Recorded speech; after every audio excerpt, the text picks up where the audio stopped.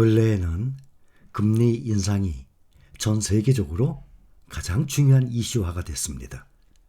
어제 우리 한국은행도 0.25% 올렸죠.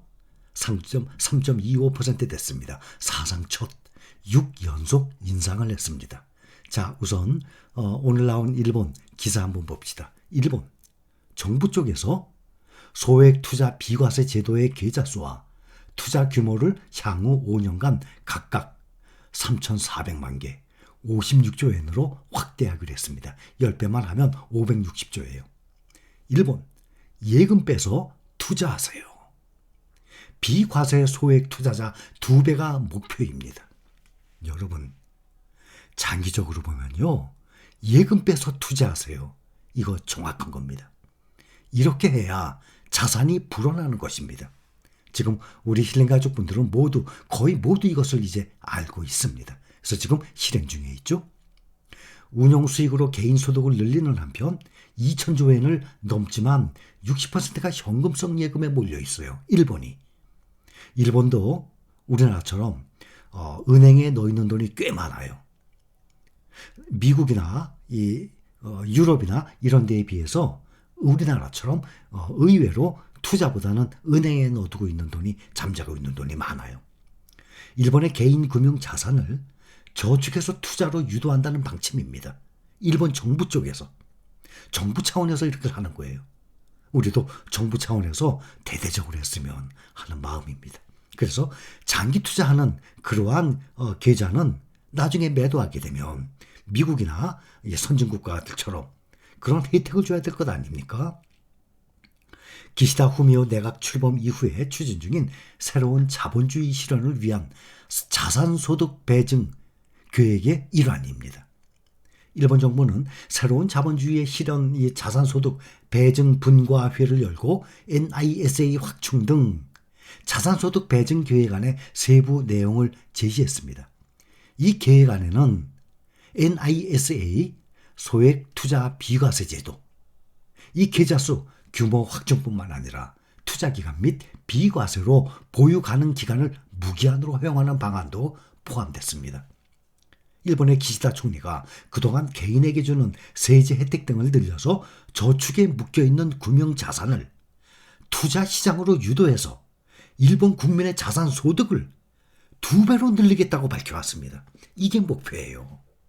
일본 국민의 자산 소득을 2배로 늘리겠다고. 그래서 예금 빼서 투자하세요. 아주 중요합니다. 우리도 지금 정부 차원에서 하면 좋겠지만 우선 우리 실린 가족들은 지금 약사장이라 그렇지. 이 약사장이 끝나고 앞으로 강사장 올 것 아닙니까? 그때 되면은 여러분들 정말 지금까지 이 약사장에서 이 힘들게 인내심으로 여러분들이 버텨왔던 거 정말 그때는 이 자산 2배, 3배로 폭발이 될 것입니다. 근데 그게 몇 달 아니에요. 보통 몇 년이 기본입니다. 투자라는 것은요, 오래 걸려요. 부동산 투자처럼 생각하세요. 부동산은 오래 기다리잖아요. 5년 기본 아닙니까? 5년? 근데 왜 주식은 그렇지가 않죠? 꼭 부동산처럼 주식이든 부동산이든 투자라는 건 다 똑같아요. 우리 국내 봅시다. 한국은행.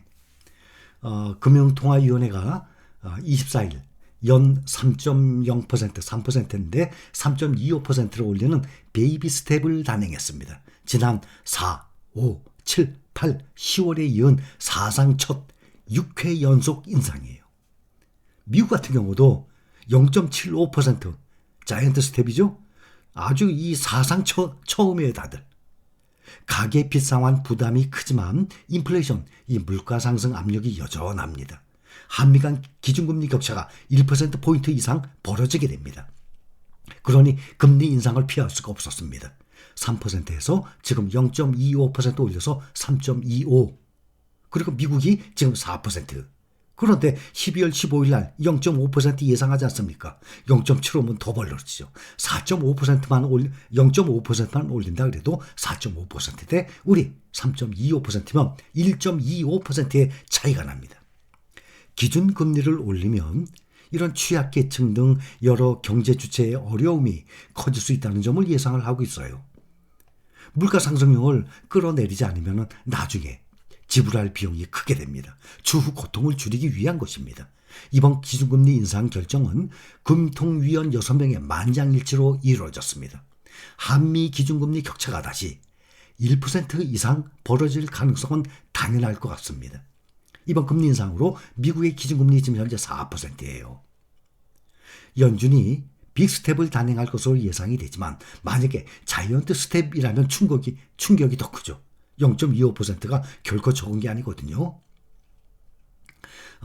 대출 금리가 기준금리 인상 폭만큼 올라도 가계대출자의 이자 부담은 36조 원 이상 불어날 것으로 추정이 돼요. 36조. 우리나라도 경제 규모가 세계 10대 국가 아닙니까? 더군다나 예상대로 기준금리가 내년 상반기까지 또 0.25에서 0.5% 더 오른다면 다중채무자, 2030 세대, 자영업자 이런 취약계층과 특히 요즘 몇 년 사이에 레버리지를 일으켜서 공격적으로 부동산을 사들인 영끌이라고 그러죠. 영혼까지 끌어모은 영끌족들 또 비투 위험하다고 그랬습니다. 특히 이 주식에 대해서는 원리금 상환 부담 점점 커질 전망이에요.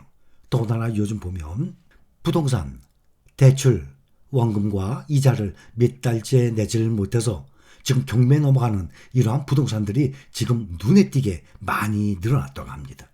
이렇게 기준금리가 오르면 그만큼 은행의 예금금리 등 이 자금 조달 비용이 늘어나고 결국 은행이 대출에 적용하는 금리도 높아질 수밖에 없는 것입니다. 한국은행에 따르면 기준금리가 0.25% 뛰고 대출금리 상승폭도 같다고 가정할 경우로 보면 전체 대출자의 이자는 약 3조 이상 늘어난다고 합니다. 한국은행은 기준금리가 0.25% 인상되면 가계대출자 1인당 연간 이자 부담이 평균 약 16만 원 이상 증가하는 것으로 분석을 했습니다. 현재 4대 시중은행 KB, 국민, 신한, 하나, 우리 주택담보대출 변동금리 연 5.28%에서 7.81% 수준이에요. 많이 올랐죠? 더구나 대출금리는 내년 상반기까지 더 오를 가능성이 큽니다. 또 기준금리 상승폭 0.25%또 올렸죠? 이만큼 더 높아져도 현재 7%대 후반인 대출금리 상단이 조만간 금융위기 이후 약 14년 만에 연내 8%대에 진입할 전망으로 보고 있습니다. 한국은행은 내년 초 최고 3.75%까지 기준금리를 추가 인상할 경우 9% 금리 시대가 현실이 될 수도 있다라고 보고 있습니다. 이처럼 대출금리가 빠르게 오르면 특히 2년 전 초저금리 제로금리였죠. 바탕으로 무리하게 자산을 사들인 대출자 중에서는 올해 말이나 내년 초 연 상환액이 60% 가까이 급증하는 경우 적지 않을 전망입니다. 그래서 부동산 담보대출을 받아서 원금과 이자를 제대로 내지 못하는 그러한 영끌족들, 그러다 보면 또 부동산이 경매로 넘어가는 이런 불상사가 점점 늘어날 것 아니겠습니까? 금리가 빠른 속도로 높아지면 가계뿐 아니라 소상공인, 자영업자를 포함한 기업들의 이자 부담도 그만큼 당연히 커지게 되는 것입니다. 그리고 미국도 내년에 경기 침체를 예상을 하고 있습니다. 또 한국은행도 내년 코로나 이후 최저 성장을 보고 있어요. 경기 침체 본격화를 예측을 하고 있습니다. 내년 성장률을 2.1%에서 1.7%로 지금 낮춘 상태예요. 지금 한국은행은 IMF 같은 일은 없을 것으로 보고 있습니다.